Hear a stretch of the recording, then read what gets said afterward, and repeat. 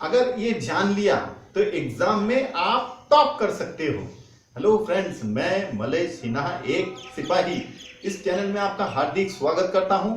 सबसे पहले मैं आप बच्चों का काफी आभारी हूं क्योंकि मेरे ये चैनल को कई सारे बच्चों ने सब्सक्राइब किया है, इसीलिए मैं आप लोगों को धन्यवाद देता हूं और आपका शुक्रिया अदा करता हूं।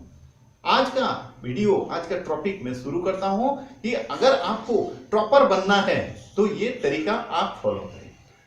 बच्चों, सबसे पहले ये बात मन में एकदम क्लियरली बिठा लें कि अगर आपको एग्जाम में टॉप करना है, अच्छा नंबर अचीव करना है, तो सबसे पहले ऐसा कभी भी मत सोचे कि ये यूं ही हो जाएगा, हम पढ़ते जाएंगे और ये अपने आप आ जाएगा, हम अपना मेहनत करेंगे, इसका एक रिजल्ट आपको आ जाएगा।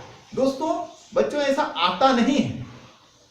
इससे क्या हो जाता है, इसका एक ब्रॉडर साइड खुल जाता है, इसका रास्ता काफी चौड़ा हो जाता है, तो ये कहीं पहुंच नहीं पाते हैं। आपका जो उम्मीद था, आपका जो एक्सपेक्टेशन था, उस जगह पे ये लेकर नहीं जाता है इस तरीके से।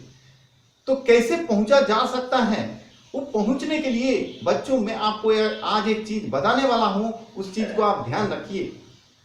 अगर आपको सचमुच टॉपर करना है, टॉप करना है, बिल्कुल कॉम्प्रोमाइज नहीं, ऐसा नहीं कि चलो भाई फर्स्ट हो गया, वो सेकंड हो गया, थर्ड हो गया, मेरे को फोर्थ या फिफ्थ भी चलेगा, नहीं, कॉम्प्रोमाइज नहीं चलेगा। आपको डेडिकेटेड होके ये डिसीजन लेना पड़ेगा कि नहीं, मुझे तो फर्स्ट ही आना है या फिर मुझे सेकंड आना ही आना है, कैसे भी हालत में है सेकंड आना है। आप जितना लक्ष्य तय करोगे, आप देख लेना जो ओलंपिक्स वगैरह में जो तीरंदाज का प्रतियोगिता होता है, वहां पर जो तीरंदाज रहते हैं, जो साथी तीरंदाज रहते हैं, जो टॉपर रहते हैं, उनका क्या सिस्टम है, वो उस टारगेट पे सीधा तीर नहीं मारता है, फिर कैसे उनका वो टारगेट हिट हो जाता है?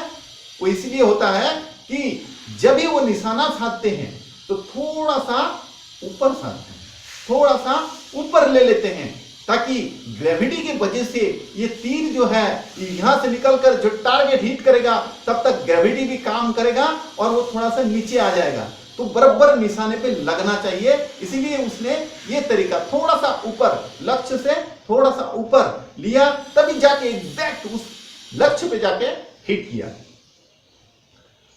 तो बच्चों, आपको भी अगर इस तरह से सही टारगेट, मतलब एग्जैक्टली वही चीज चाहिए, तो आपको लक्ष्य थोड़ा ऊपर रखना पड़ेगा, थोड़ा सा ऊपर रखना पड़ेगा। आपको अगर सेकंड होना है तो आपको लक्ष्य रखना पड़ेगा कि मेरा टारगेट है फर्स्ट होना, टॉप करना, बिल्कुल वन एंड ओनली वन, मैं ही टॉप करूंगा।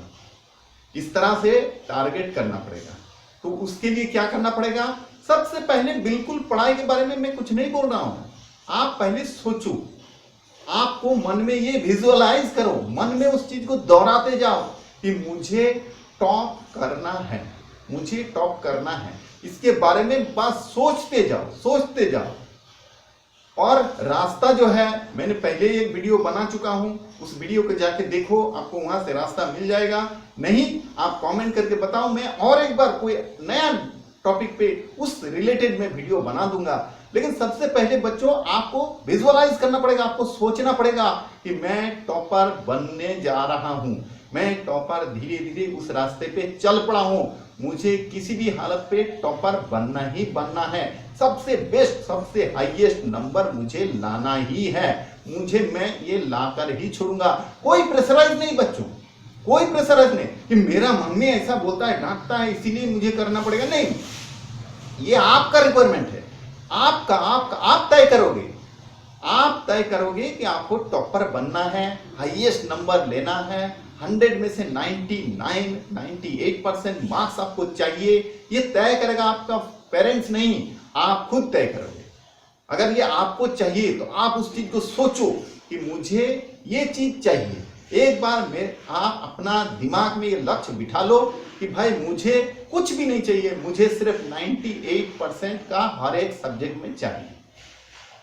तो ये तरह से अगर आप लक्ष्य को तय कर ले तो उसमें पक्का बन के बैठ जाते हो।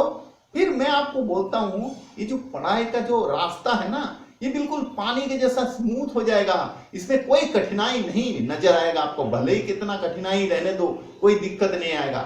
आपका लक्ष्य तय है कि आपको जाना कहाँ है, और ये है आपका रास्ता। कौन सा रास्ते के बारे में मैं ऑलरेडी बता चुका हूं। रास्ता कैसा है कि आपको पढ़ने का जो जगह है उसकी चीज के ऊपर ध्यान देना है।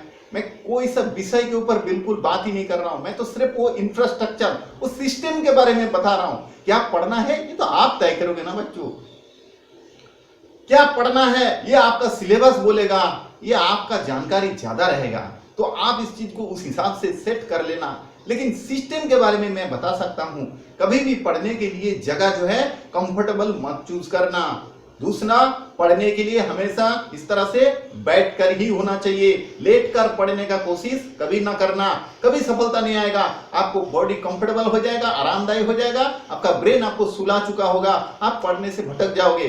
तो कभी भी कंफर्टेबल होकर पढ़ने का कोई सिद्धांत नहीं लेना, हमेशा बैठकर पढ़ना, कंफर्टेबल जगह से दूर हटकर पढ़ना, जमीन पे चटाई बिछाकर पढ़ना, या पर टेबल चेयर पे बैठ के पढ़ना, ये सबसे अच्छा होता है। अगर आपके अवेलेबल नहीं है घर में, कोई बात नहीं, आप बेड के ऊपर भी पढ़ सकते हो, लेकिन खबरदार ध्यान रखना बैठ कर पढ़ना है, सो कर नहीं, लेट कर नहीं। दूसरी बात, आपका फेस हमेशा दीवार की तरफ होना चाहिए, पूरा घर की तरफ खुला हुआ नहीं होना चाहिए कि आपका मुंह आपका सामने, आपका पूरा आंखों के सामने पूरा घर एकदम दिख रहा है आपको, कोई भी आ रहा है जा रहा है, नहीं, ये गलत तरीका है। आपका मुंह बिल्कुल उल्टा होना चाहिए, पीछे इस तरह से दीवार की तरफ होना चाहिए। बस आप हो, आपका किताब है, अगर मुंडी उठाया तो सामने दीवार दिखेगा, और वो दीवार बिल्कुल सादा साधारण दीवार होना चाहिए, कोई तस्वीर वगैरह कुछ नहीं होना चाहिए। बस ये तरीका अपनाओ और पढ़ो, और सबसे पहले आज ही अपना लक्ष्य तय करो कि मुझे 98% मार्क्स लाना है। ये आप मन में ठान लो कि मैं इसको, ये मेरे को जाना है। अगर आपको पसंद हुआ है तो ये वीडियो आप लाइक जरूर करो, किसी अपना फ्रेंड है उसके साथ शेयर भी कर सकते हो। अगर कुछ क्वेरी है, कोई जानकारी है, कहीं जगह पर कोई दिक्कत है, आप कमेंट करके लिख के भेजो, मैं उसके ऊपर आपको मदद करने के लिए आपको वीडियो जरूर बना दूंगा।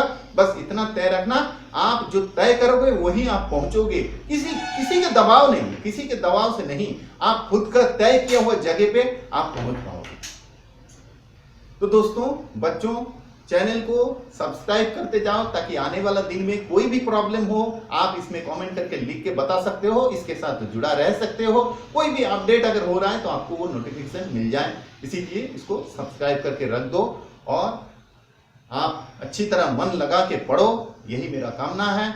आपका परिवार खुश रहे, दिल से धन्यवाद।